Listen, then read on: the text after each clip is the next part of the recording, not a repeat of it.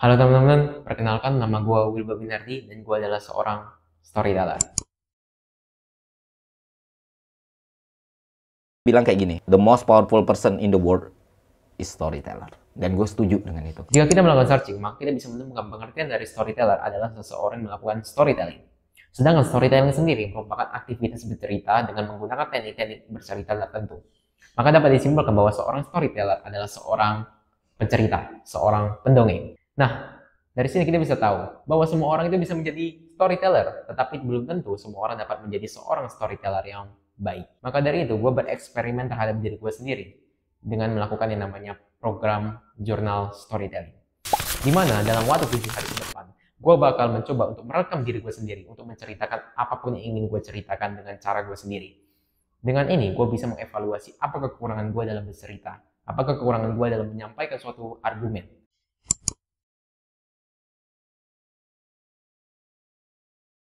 Oke, hari ini gue bakal menceritakan tentang diri gue sendiri, karena menurut gue untuk memulai sesuatu, kita perlu lebih mengenal diri kita sendiri. Gue itu bisa dibilang seseorang yang memiliki kemampuan public speaking yang lumayan bagus.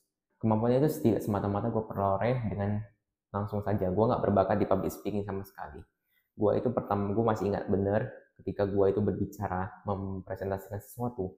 Gue itu bahkan pernah ngebentaran sampai gue itu ngeblank. Gue itu tipe orang yang suka untuk berbagi isi pikiran gue, tipe orang yang suka berbagi pendapat gue mengenai sesuatu. Dan kalau bisa, gue pengen hal yang gue bagikan itu adalah hal yang bisa bermanfaat untuk orang. Maka dari itu gue pikir, gue yang menyampaikan pemikiran gue, tapi gue itu nggak mempunyai kemampuan yang mumpuni untuk menyampaikan hal tersebut. Maka dari itu, dari sanalah gue mulai untuk latihan. Gue cari-cari tips-tips public speaking sederhana di YouTube, di internet, dan dimanapun, yang gue coba aplikasikan. Ada beberapa yang berhasil dan ada beberapa yang gagal. Salah satu teknik yang berhasil adalah gue sering banget itu menggunakan yang namanya hook.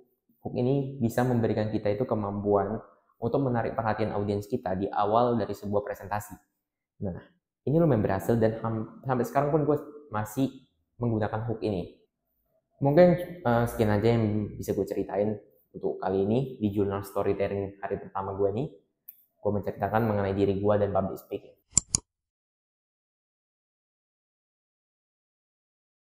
Halo teman-teman, ini adalah hari kedua jurnal storytelling. Pada hari kedua ini gue ingin bercerita sesuatu mengenai storytelling, bagaimana gue bisa familiar dengan yang namanya storytelling. Gue pertama kali familiar dengan storytelling itu dari salah satu content creator edukasi yang terkenal di Indonesia sekarang, yaitu Bang Ferry Irwandi. Gue kenal itu dari video dia tentang membahas mengenai namanya storytelling. Nah, di sana itu gue kagum dengan cara pembawaan Bang Ferry Irwandi, storytelling yang dibawakan oleh Bang Ferry Irwandi, dikarenakan Bang Ferry Irwandi itu berbicara mengenai sesuatu, itu tujuan utamanya adalah membuat bagaimana pendengarnya itu paham dengan apa yang sedang dia bicarakan, bukan membuat dia terlihat lebih pintar.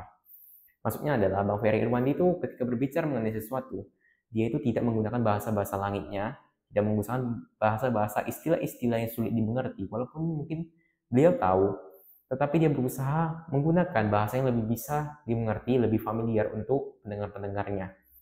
Nah, dari sinilah gue merasa kagum dan gue pengen meniru bagaimana cara simplifikasi Bang Ferry Irwandi melakukannya. Jadi gue pengen, karena ketika gue berbicara juga, salah satu tujuan utama gue itu adalah bagaimana gue bisa membuat audiens gue itu mengerti dengan apa yang gue bicarakan, bukan membuat gue itu terlihat lebih superior daripada audiens gue. Maka dari itu, salah satu tujuan gue untuk ngebuat jurnal storytelling ini adalah melatih kemampuan gue dalam simplifikasi, selain untuk bisa lebih lancar berbicara di depan kamera ya. Gue juga berlatih bagaimana gue bisa berbicara supaya gue bisa berbicara tanpa naskah. Jadi gue mengutarakan apa pikiran gue secara langsung, direct, walaupun memang untuk sekarang masih banyak pausnya, masih banyak putus-putusnya, masih banyak kegigit lidahnya, tapi gue bakal berusaha untuk melakukan yang terbaik, dikarenakan gue tahu gue pasti bakal menyesal kalau gue nggak lakukan hal ini. Oke teman-teman, mungkin itu aja cerita mengenai pada hari kedua ini, bercerita mengenai diri gue, bagaimana diri gue itu mengenal namanya storytelling dan tertarik untuk mempelajarinya. Thank you.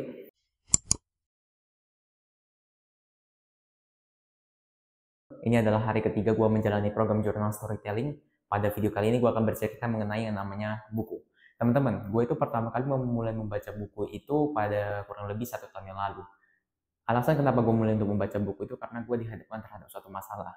Gue pengen meningkatkan kualitas hidup gue, pengen lepas dari kebiasaan-kebiasaan buruk, dan gue ingin mencoba mengakuisisi namanya kebiasaan baru. Dari sana, dari problem gue ini gue menemukan satu buku yang sangat bagus ya teman-teman.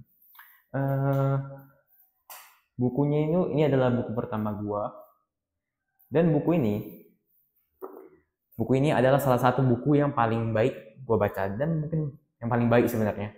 Dikarenakan buku ini sangat berdampak besar untuk hidup gue ya teman-teman. Gue itu banyak mengakuisisi kebiasaan-kebiasaan baik. Gue mulai olahraga di pagi hari, gue mulai bangun lebih pagi, lebih awal. Gue juga mulai untuk menulis, membaca. Salah satunya itu karena saran-saran dari buku ini. Dan bahkan salah satu kenapa alasan gue untuk memulai buat menjadi seorang content creator, untuk memulai untuk membuat video-video pembicaraan seperti ini, itu juga dikarenakan Atomic Habits ini. Ketika gue ingin membaca suatu buku, gue selalu melihat problem apa yang gue miliki. Salah satunya lain lagi, problem yang gue miliki adalah gue itu terkadang itu mudah untuk emosi. Jadi gue membeli buku yang juga buku lokal, karya lokal dari Pak Henry Manampiring, yaitu buku Filosofi Teras. Ini salah satu buku filosofi, dan gue juga mengandung beberapa nilai-nilai dari Stoicism ini. Nah, selain itu juga ada problem-problem lain seperti gue yang kesulitan untuk berkomunikasi, karena pada dasarnya gue sebenarnya adalah seorang introvert. Maka dari itu, gue itu juga membeli beberapa buku komunikasi. Misalnya How to Talk to Anyone, itu adalah buku dari luar. Baru ada juga buku yang sekarang gue lagi baca, yaitu How to Win Friends and Influence People. Nah, karena buku-buku ini itu sangat mengubah hidup gue, dan juga ada satu kata yang menurut gue itu sangat bisa menggambarkan buku-buku ini. Buku ini itu ibaratnya sebagai mentor kita, guru kita. Ketika kita membeli suatu buku, kita membeli pengalaman hidup orang lain bertahun-tahun yang dirangkum menjadi suatu tulisan dan kita baca. Maka dari itu, buku itu adalah mentor kita. Untuk kita yang tidak memiliki mentor asli, ini menjadi salah satu pilihan alternatif yang sangat bagus. Karena kita bisa belajar dari kesalahan orang lain, kita bisa belajar dari keberhasilan orang lain. Jadi menurut gue inilah hebatnya ada yang namanya itu buku ya teman. Oke, mungkin itu aja yang pengen gue ceritakan untuk pada hari ini. Di hari ketiga ini, terima kasih. Siap. Halo teman-teman, selamat pagi. Perkenalkan gue Webinardi. Hari ini tanggal 29 Januari 2025 dan hari ini merupakan hari ketiga dari program Jurnal Storytelling. Pada video kali ini gue akan berbicara mengenai salah satu ilmu yang gue dapatkan dari buku Atomic Habits karya James Clear, buku pertama yang gue baca dan buku terbaik yang pernah gue baca. Yaitu adalah mengenai keterbelakangan atau buruknya konsistensi. Ini menarik. Kenapa? Karena ketika kita biasanya berbicara mengenai konsistensi, itu selalu positif ya. Lu mau berhasil, lu mau sukses, lu harus konsisten, lu harus disiplin. Kan begitu. Tetapi rupanya ada suatu faktor negatif dari konsistensi itu sendiri. Pertama, kita tahu ya semuanya, konsistensi itu kita bisa setuju kalau konsistensi itu adalah ketika kita itu melakukan hal yang bersama berulang-ulang dalam jangka waktu tertentu. Intinya kita bisa terus untuk melakukan sesuatu itu secara berulang-ulang dari hari ke hari tanpa kita itu terlalu banyak skip gitu. Nah, di sini ada masalah. Rupanya, ketika kita konsisten, kita telah berhasil mencapai tahap di mana kita itu konsisten dalam melakukan sesuatu, ada kalanya itu kita merasa nyaman dengan kondisi kita. Kita merasa kalau sudah cukup, walaupun memang terkadang ini terjadinya di alam bawah sadar. Jadi kita merasa nyaman dengan kondisi kita, ini menyebabkan kita itu melupakan akan adanya harusnya itu ada perbaikan yang terjadi. Artinya, perlunya peningkatan. Kita melupakan hal tersebut. Kita merasa nyaman dengan kondisi kita, dan ya hasilnya cuma segitu-segitu aja. Jadi inilah yang disebut dengan autopilot, yang disebabkan oleh konsistensi. Ketika orang itu terbiasa dengan kebiasaannya, maka dia akan cenderung melakukannya secara autopilot, atau setengah sadar lah. Jadi dalam keadaan ini, mereka itu akan melupakan perlunya adanya peningkatan lagi. Dan itulah masalahnya dari konsistensi ini. Ini bukan berarti konsistensi itu buruk ya teman-teman. Konsistensi itu baik, cuman konsistensi yang lebih baik lagi itu diperlukan yang namanya itu dibarengi evaluasi.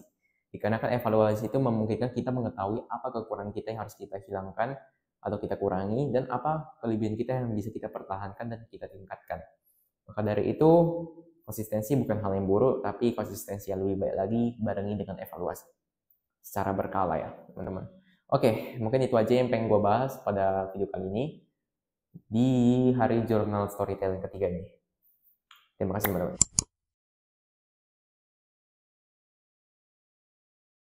Halo teman-teman, selamat sore. Hari ini adalah hari kelima dari jurnal storytelling. Pada video kali ini gue ingin menceritakan dilema yang gue alami. Dilema antara keinginan gue dan kewajiban gue. Teman-teman, gue sekarang itu masih berumur 16 tahun, yang artinya gue masih seorang pelajar, lebih tepatnya pelajar SMA. Nah, sebagai seorang pelajar SMA, pasti gue mempunyai kewajiban untuk belajar, ya kan?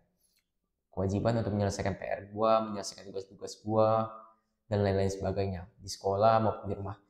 Dan gue itu juga mempunyai keinginan yang sangat besar, ketertarikan untuk belajar hal-hal yang mungkin gak diajarin di sekolah, hal-hal yang berada di luar sekolah. Seperti misalnya masalah-masalah programming, content creating, storytelling, membaca buku, dan lain-lain sebagainya. Gue belajar hal tersebut. Nah, untuk sekarang itu bisa dibilang aman-aman aja teman-teman. Dikarenakan bisa dibilang nilai akademik gue di sekolah itu masih cukup terjaga gitu. Nah, sedikit latar belakang dari gue teman-teman. Gue itu di sekolah itu salah satu siswa yang memiliki nilai akademis tertinggi. Jadi bisa dibilang gue itu cukup pintar dalam tanda kutip di sana. Nah, ini menjadi dilema buat gue. Walaupun sampai sekarang itu masih bisa terbilang aman. Gue berhasil mempertahankan nilai akademis gue sembari gue mempelajari programming kurang lebih dari 1 tahun. Nah, tapi gue tahu ini nggak bisa seperti ini terus karena gue itu mengorganisirnya itu nggak baik teman-teman. Mungkin bisa dibilang sangat buruk malah. Kadang-kadang itu gue itu kehilangan tracknya, gue kehilangan jalurnya gitu. Gue kebingungan, akhirnya itu kepepet sama deadline biasanya seperti itu. Jadi gue mikir bagaimana sih caranya gue supaya bisa mengatur waktu gue, mengatur jadwal gue, supaya bisa menyeimbangkan kewajiban gue sebagai pelajar dan juga keinginan gue sebagai manusia. Oke teman-teman, mungkin untuk hari kelima ini aja yang pengen gue sampaikan ke teman-teman. Cerita tentang masalah gue, dilema yang gue alami. Terima kasih teman-teman. Siap.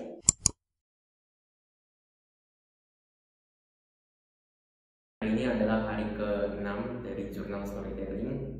Jadi pada hari ini gue pengen bercerita sedikit mengenai kesusahan yang baru-baru gue alami teman-teman. Yaitu masalah pengaturan waktu teman-teman. Gue sadar kalau sebenarnya waktu 24 jam itu masih terlalu banyak untuk gue. Dikarenakan di hari-hari libur seperti ini, yang dimana itu kan biasanya gue sekolah sekitar 8 jam lebih dan sisanya itu baru di rumah.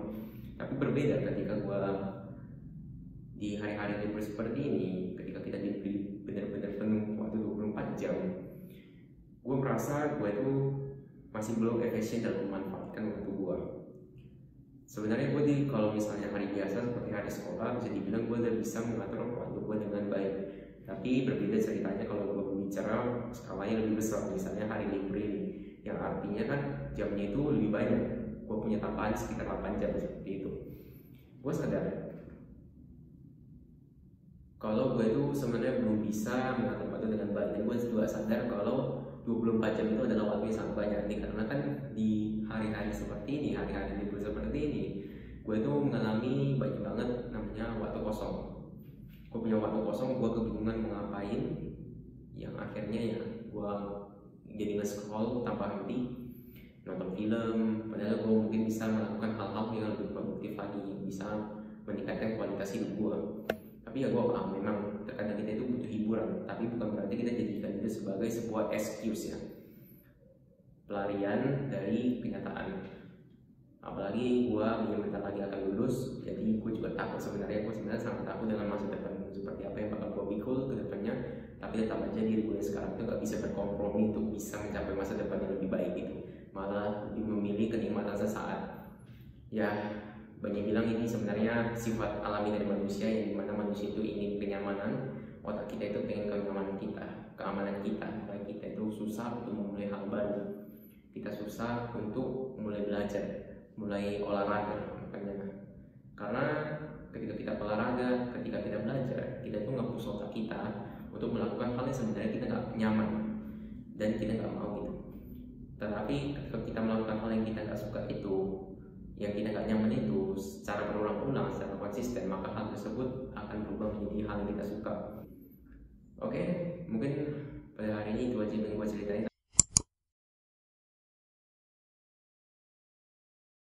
Ini adalah hari ke-7 dari jurnal storytelling atau hari terakhir dari jurnal storytelling. Hari ini tanggal 1 Februari 2025, bulan baru. Jadi kebetulan gimana kalau misalnya pada video kali ini kita bahas kekurangan gue dan kelebihan gue pada bulan sebelumnya, yaitu bulan Januari. Oke, yang pertama dari kekurangan dulu nih. Kekurangan gue itu gue rasa itu paling menonjol itu adalah di bagian time management, dimana gue itu kesusahan untuk mengelola waktu gue dikarenakan pada bulan Januari ini bisa dibilang sangat banyak hari-hari libur dari sekolah, yang artinya gue itu diberi penuh 24 jam untuk mengatur waktu gue. Nah, dari sinilah muncul problem dimana gue itu masih belum bisa mengatur waktu gue. Banyak sekali waktu kosong gue, bahkan ketika gue udah membuat to-do listnya itu gue gak melakukan apa yang gue harusnya gue lakukan gitu pada saat itu. Gue malah nge-scroll, gue malah nonton film, gue bikin kayak semacam izin gitu, excuse ke diri gue sendiri. Dan ini salah satu evaluasi gue yang bakal gue perbaiki pada bulan ini juga. Oke, kelebihan. Kalau kelebihan mungkin ya ini contohnya, gue itu ngemulai sesuatu yang belum gue mulai sebelumnya, yaitu adalah program jurnal storytelling, di mana gue itu menceritakan apapun yang pengen gue ceritakan dengan tujuan untuk melatih skill storytelling gue kan. Teman-teman, mungkin ini aja yang gue bahas pada hari terakhir ini. Ini adalah hari terakhir gue. Kesan gue itu bisa dibilang gue itu nggak menyesal pastinya untuk melakukan hal ini, dikarenakan ini hal yang baru bagi gue, dan ini juga tujuannya untuk positif kan, untuk belajar gitu. Oke teman-teman, sekian mungkin dokumentasi dari program jurnal storytelling gue selama 7 hari ini. Terima kasih sudah menonton, semoga video ini bermanfaat untuk kalian. Siap.